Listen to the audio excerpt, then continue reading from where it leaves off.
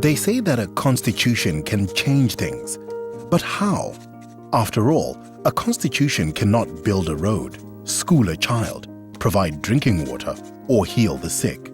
Yet constitutions have a profound effect on how well a country functions and, as a result, on the quality of life of its citizens.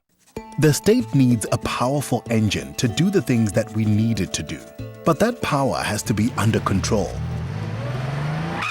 A good constitution keeps the power of the state under public control. It puts the people in the driver's seat, ensuring that the government represents and is responsible to ordinary citizens.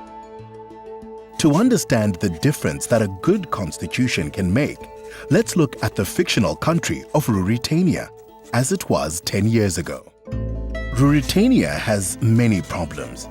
Unemployment is high, opportunities are few, young people are angry, old people live in despair, and it's a mess. There's garbage on the streets. Often there's no electricity. The roads are full of potholes.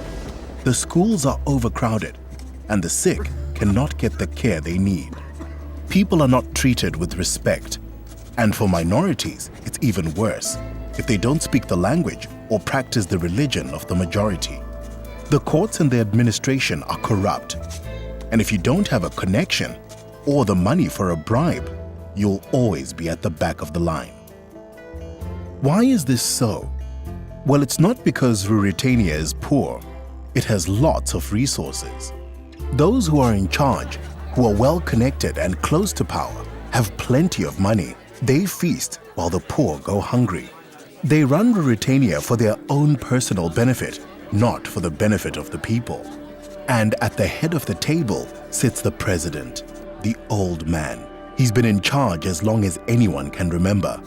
He's got the country exactly where he wants it, in his pocket and under his heel. Elections are a farce. Anyone who dares to speak out ends up in jail. The whole system is broken. So where did it all go wrong? Part of the fault lies with the almost limitless power in the hands of the president and his cronies. His presence overshadows the country. There's no limit on the number of times he can be re-elected, and there are few restraints on what he can do. Under his reign, Parliament has no real power, and the courts have limited independence. There's nothing stopping the president from appointing his brother as head of the army, or his cousins and nephews as ambassadors and judges, or handing out state contracts to his friends. The Constitution is too weak to protect the people.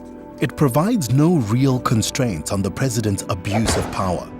Instead of empowering the people, the Constitution suppresses them. The state has become their master instead of being their servant. But fortunately, that's not how the story ended. 5 years ago, the people of Ruritania rose up when they heard that the president was planning to install his son in his place. They knew that their hopes for dignity, justice, equality, and rights would not be realized by simply replacing one dictator with another.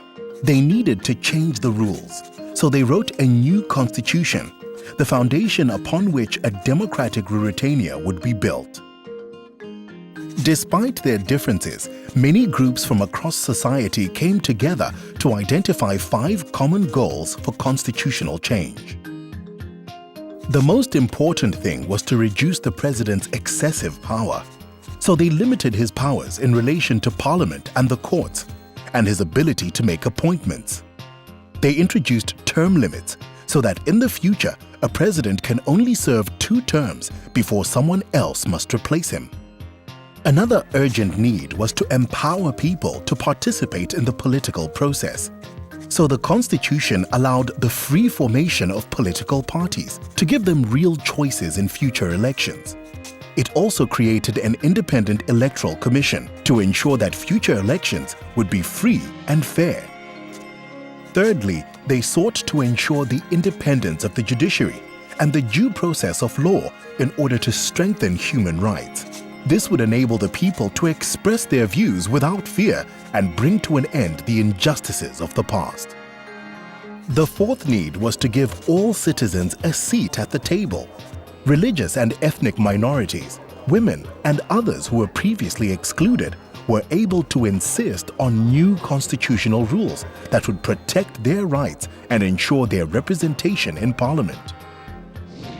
Lastly, they agreed that rural areas and the provinces had been ignored, so the new constitution decentralized power, giving local communities more say in their own affairs. Ruritania still isn't perfect, but now the population no longer lives in silence and fear. Increased opportunities for democratic participation enable people to decide what matters to them and their communities. Open competition for political office means that the government must respond to public demands for education, healthcare, and decent roads. If those in power don't listen, or if they don't deliver, they can be voted out. Thanks to the new constitution, the people now have the tools they need to build themselves a brighter future.